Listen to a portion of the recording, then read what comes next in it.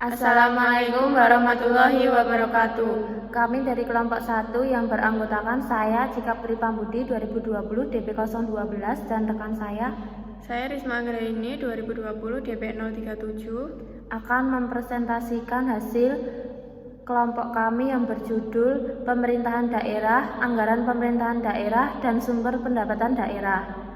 1. Pemerintah daerah. Kewenangan pemerintah daerah. Husain mengungkapkan, desentralisasi berarti sebagian dari wewenang pemerintah pusat kepada daerah untuk melaksanakan dan menyelesaikan urusan yang menjadi tanggung jawab dan menyangkut kepentingan daerah yang bersangkutan atau otonomi. Menurut UU Nomor 23 Tahun 2014 tentang pemerintahan daerah disebut dengan urusan pemerintahan konuen. Urusan tersebut terdiri atas urusan pemerintahan wajib dan urusan pemerintahan pilihan. Urusan pemerintahan wajib terdiri atas urusan pemerintahan yang berkaitan dengan pelayanan dasar dan urusan pemerintahan yang tidak berkaitan dengan pelayanan dasar. Urusan pemerintahan wajib yang berkaitan dengan pelayanan dasar adalah urusan pemerintahan wajib yang sebagai substansinya merupakan pelayanan dasar. Bentuk pemerintahan daerah. Menurut Jainuri, secara umum ada dua bentuk pemerintahan daerah di dunia ini, yaitu local self-government dan local state government.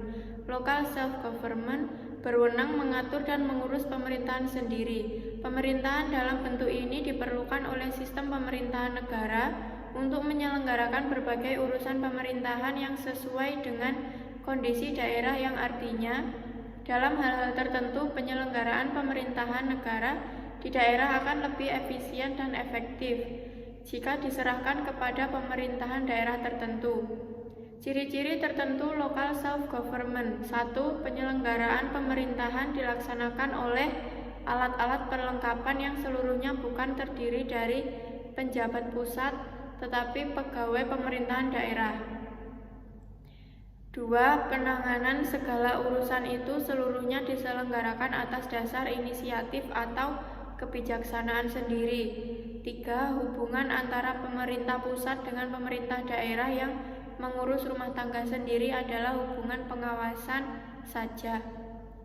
Local state government. Local state government atau pemerintahan wilayah bertugas hanya untuk menyelenggarakan instruksi-instruksi, arahan, petunjuk-petunjuk, dan kebijakan pemerintahan pusat. Ciri-ciri dari local state government. 1. Bentuk penyerahan kekuasaan adalah pelimpahan kekuasaan. 2. Pelimpahan kekuasaan ditujukan kepada penjabat pemerintah pusat yang ada di daerah. 3. Kewenangan penjabat pemerintah pusat terbatas untuk melaksanakan kebijakan pemerintah pusat. Gambaran kebutuhan pemerintah daerah. Menurut Hanafi, terdapat beberapa potensi daerah yang bermanfaat untuk menunjang pembangunan dan menjadi kebutuhan pemerintah daerah. Gambaran kebutuhan pemerintah daerah terangkum dalam potensi daerah berikut. 1. Potensi sumber daya alam. Kekayaan alam yang dimiliki atau ditemui di daerah yang pengelolaannya dikuasai oleh daerah. Potensi sumber daya alam ini akan membantu pemasukan pendapatan asli daerah jika pengelolaannya baik dan tidak ada eksploitasi terhadap sumber daya yang ada. Jika potensi ini terus digali dan dieksploitasi tanpa memperhatikan kelestariannya, maka sumber daya alam tersebut tidak berfungsi lagi. 2. Potensi sumber daya manusia. Potensi ini dapat dilihat dari kuantitas maupun kualitasnya. Kuantitas berkaitan dengan jumlah dan kualitas berkaitan dengan skill yang dimiliki. Potensi SDM terdapat di dalam dan di luar organisasi. Potensi di dalam organisasi antara lain pegawai pemerintah daerah setempat, sedangkan potensi di luar organisasi antara lain kondisi masyarakat setempat. 3. Potensi sumber daya buatan. Potensi sumber daya buatan adalah seluruh hasil karya manusia dalam bentuk fisik seperti prasarana dan sarana produksi, perhubungan atau transportasi dan komunikasi, bangunan atau gedung, dan lain-lain.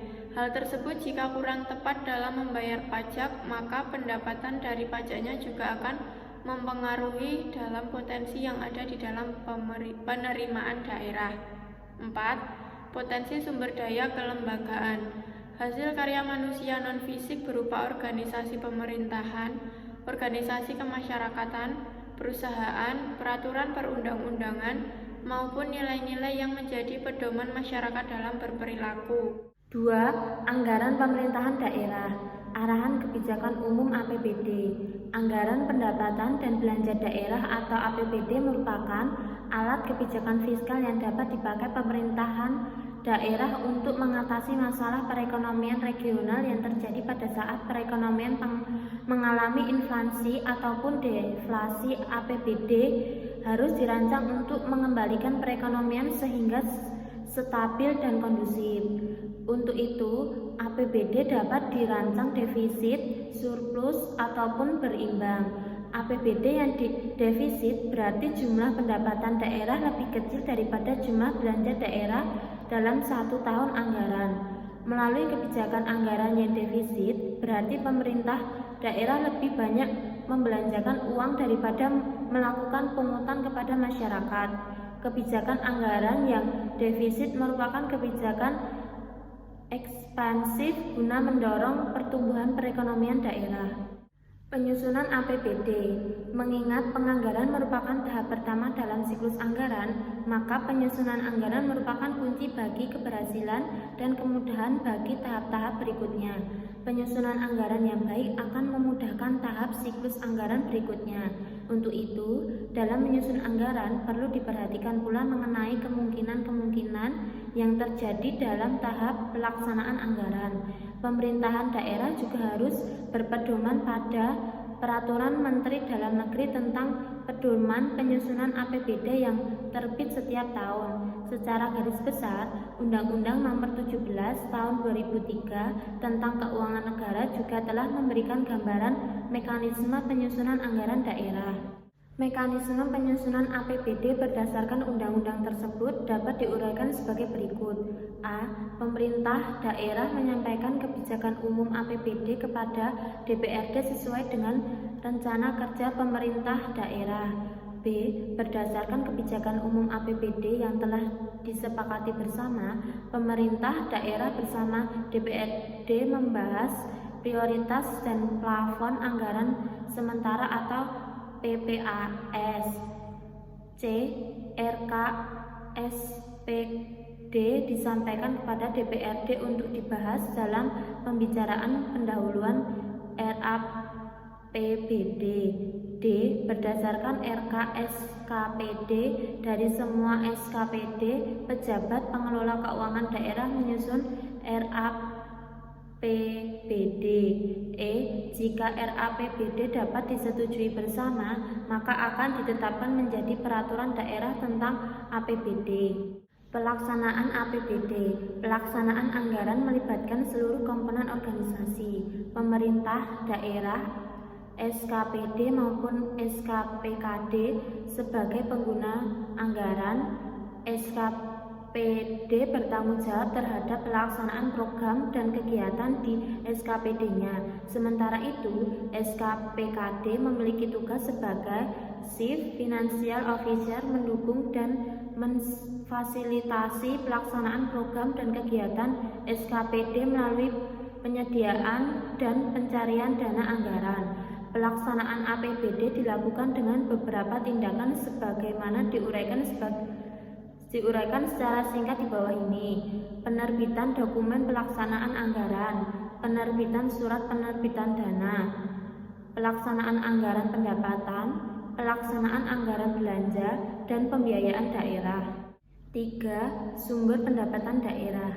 Pendapatan asli daerah. Pendapatan asli daerah merupakan pendapatan yang diperoleh pemerintahan daerah atas pelaksanaan kegiatan pemerintahan dan pelayanan kepada masyarakat serta pemanfaatan sumber daya yang dimiliki pemerintahan daerah.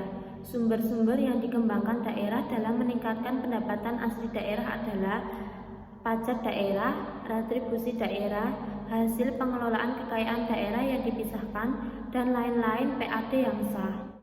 Pendapatan transfer dan lain-lain pendapatan daerah yang sah. Pendapatan transfer dibagi menjadi dua, yaitu transfer pemerintahan pusat dan transfer antar daerah. Transfer pemerintahan pusat terdiri atas A. Dana perimbangan, B. Dana insentif daerah, C. Daerah otonomi khusus, D. Daerah keistimewaan, E. Dana desa. Transfer antar daerah terdiri atas A. Pendapatan bagi hasil, B. Bantuan keuangan. Lain-lain pendapatan yang sah. Pendapatan ini merupakan pendapatan daerah yang tidak dapat dimasukkan dalam pendapatan asli daerah maupun dana perimbangan. Pendapatan ini terdiri atas hibah, pendapatan dana darurat, dan lain-lain pendapatan sesuai dengan ketentuan peraturan perundang-undangan. Sekian presentasi dari kelompok kami. Apabila ada salah kata, kami mohon maaf. Wassalamualaikum warahmatullahi wabarakatuh.